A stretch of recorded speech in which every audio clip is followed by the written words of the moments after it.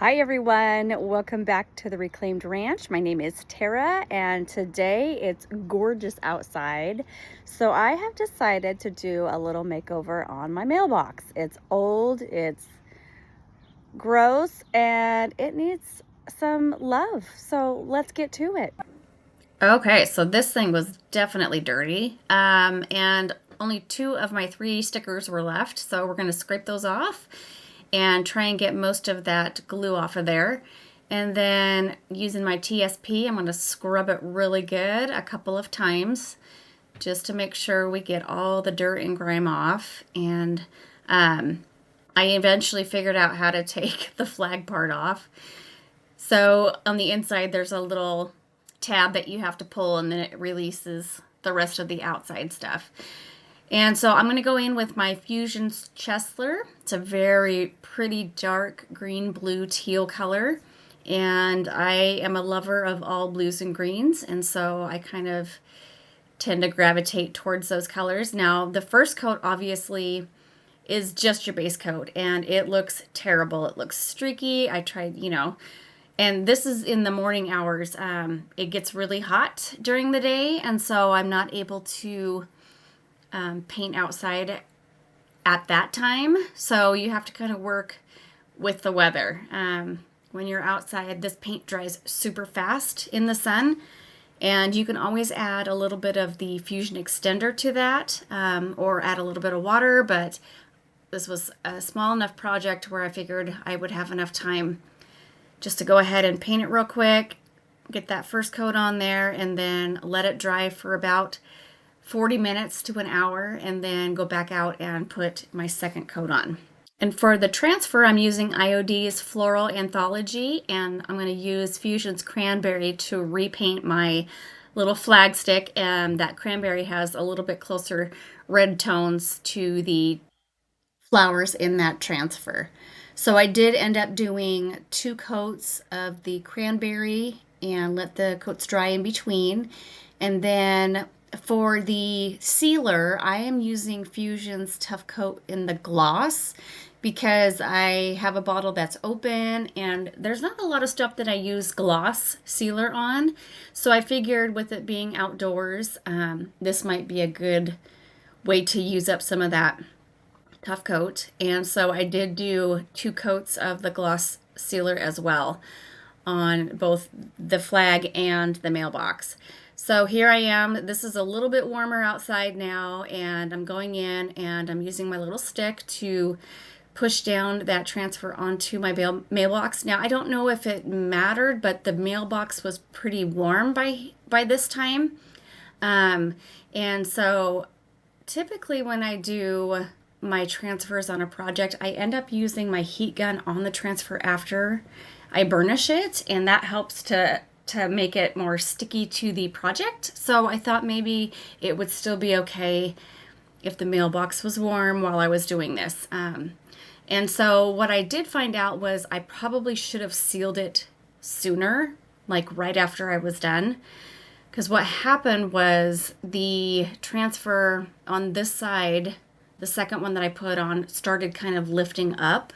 So then I ran out and I went ahead and put 1 coat of the sealer on, and that allowed it to stick back down. So it worked out in the end, but just heads up, if you guys are working on this outside in the heat, these transfers will probably start peeling up if you don't seal them right away.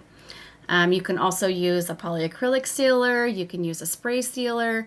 I would probably use Weather Defense if I was using a spray sealer. That way it's going to really defend against the rain and snow and whatever have you.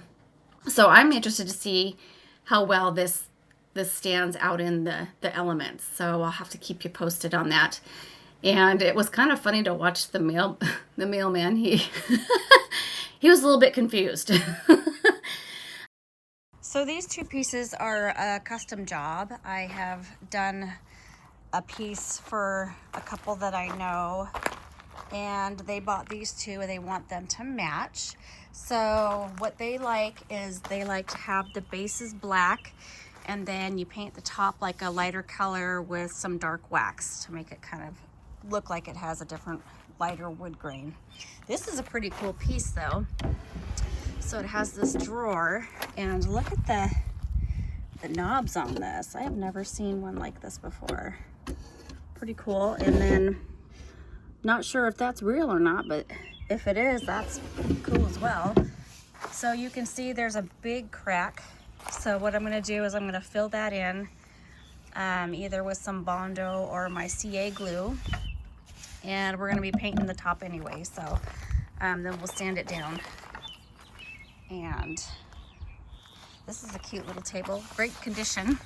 They just want it painted to match their home decor. So it should be pretty simple. As I say those last words, I just laugh at myself because that kind of probably jinxed me the whole entire time. So these projects were, I guess the projects were fine, but my painting was you'll see. There's some issues that I had with painting, and I just left them in because their bloopers are kind of funny, and it just goes to show that not all projects go smoothly. So this piece is super cool. I don't know if it was like handmade, but I've never seen knobs like this before. They were brass, and it had like this little thing. It's like a pin that you put on, and then you stick the little brass plating over the top, and that's what holds it in. It's not screw. So they have to be super old. And then you guys, I tried to save this newspaper, but whatever they used, they glued it down, and it just wasn't happening, and I was so sad.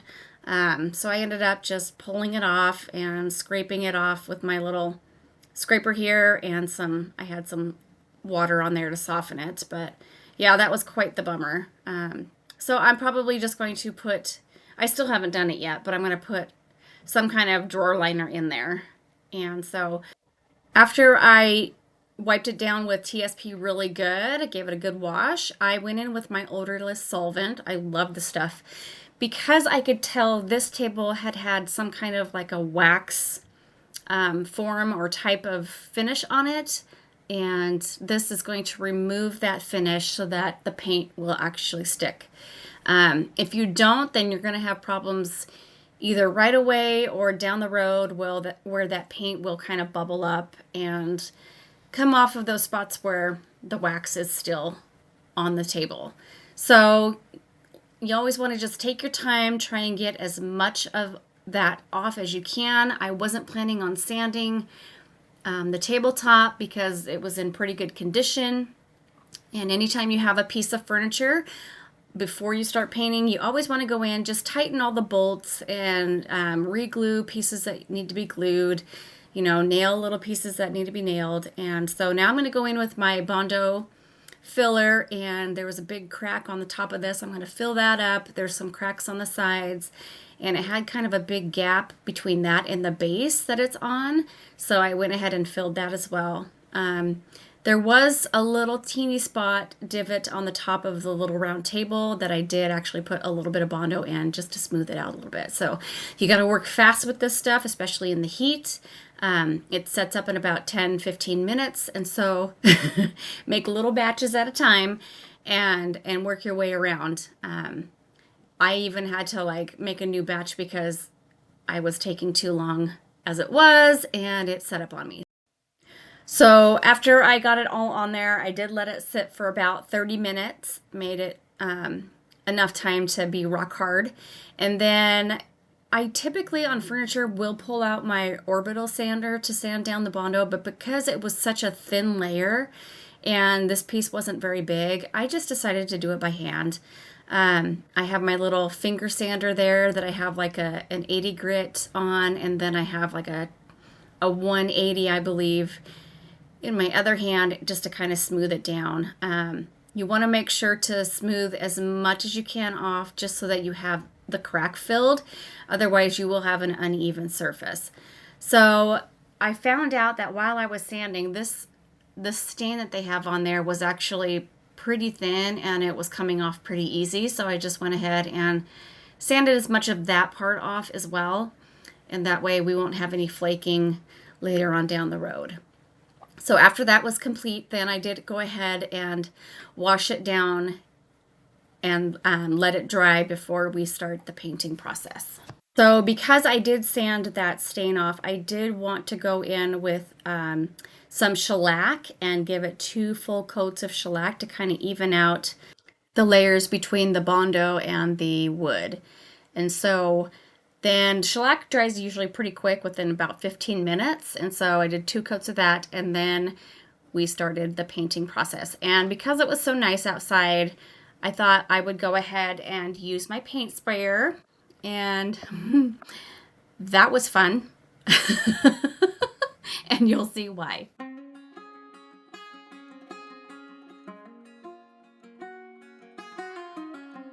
Headlights on the highway.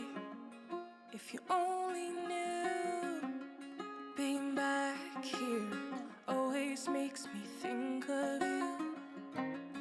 When the world is sleeping, do you think of me? With the road ahead's coming back again, coming back to me. I remember the long drives, the late nights in your car. I remember it all. Windows down, empty streets, you were all I used to know. You and I, forever, forever ago. And you used to drive me home. Now I drive alone. You and I, forever, forever, forever ago.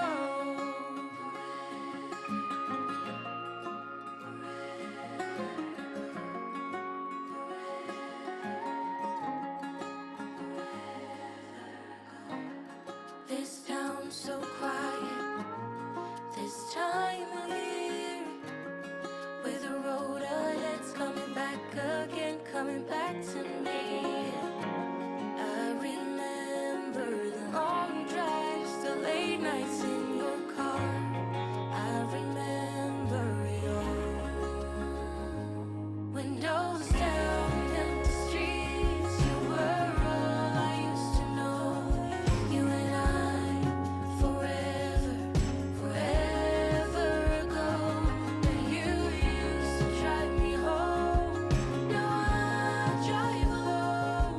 You and I, forever, forever, forever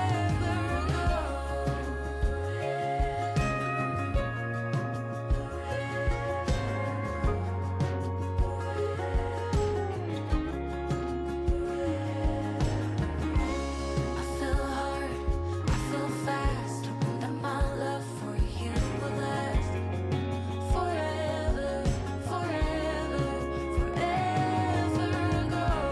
I fell hard, I fell fast, hoping that my love for you will last forever, forever, forever. Windows down, empty streets, you were all I used to know. You and I, forever, forever ago. And you used to drive me home. Now I drive alone. You and I, forever, forever, forever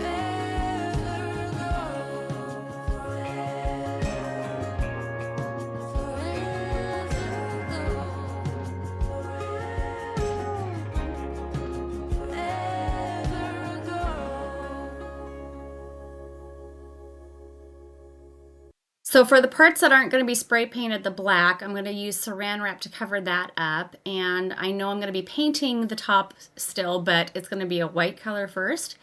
And I don't want to have a bunch of black spray paint that I have to put white over the top. So that's why I'm doing this part of it. Also, good idea if you're going to stain a piece and do like a two-tone, then you'll definitely want to cover it up, spend the time to cover it up. And this is usually a pretty quick, easy resolution to that problem.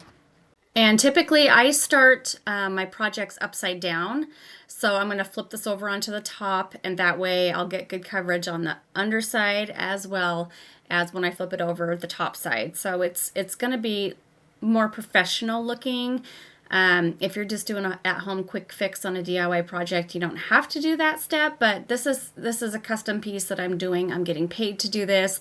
I want to do it right, and I want the customer to be happy. So I do finish my pieces upper, lower, underneath, and so after that first coat is completely dry, I'm going to go in with a 400 grit sanding net and just kind of smooth out any little lumps and bumps in there, and I'm going to wipe it back down and then do a second coat.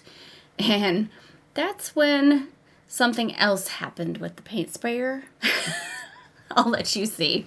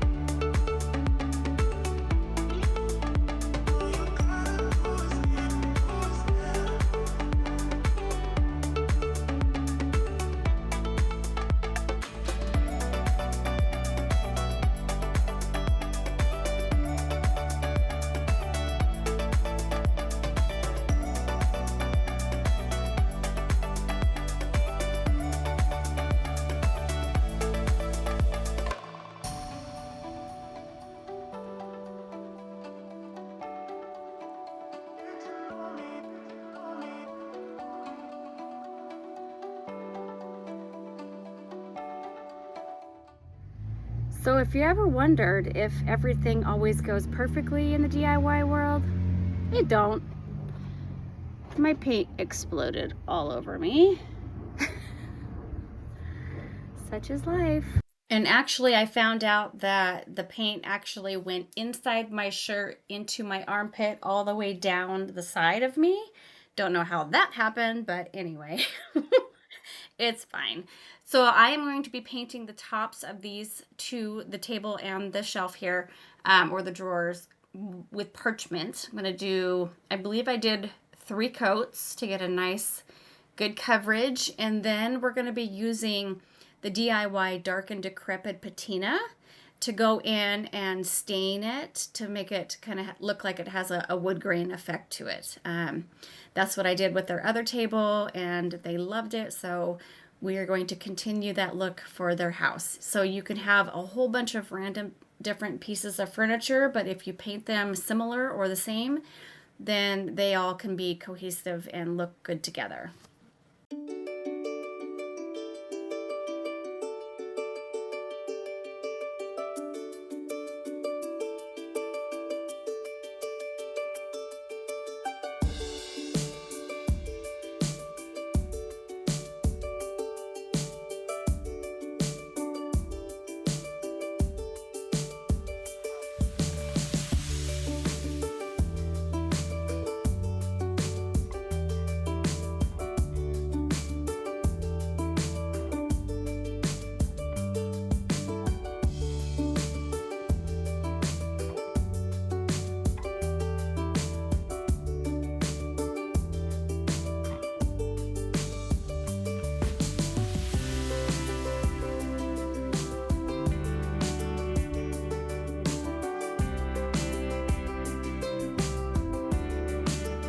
So to get that kind of more green, wood grain look to it, sorry, my camera's kind of blurry on this. I didn't realize that.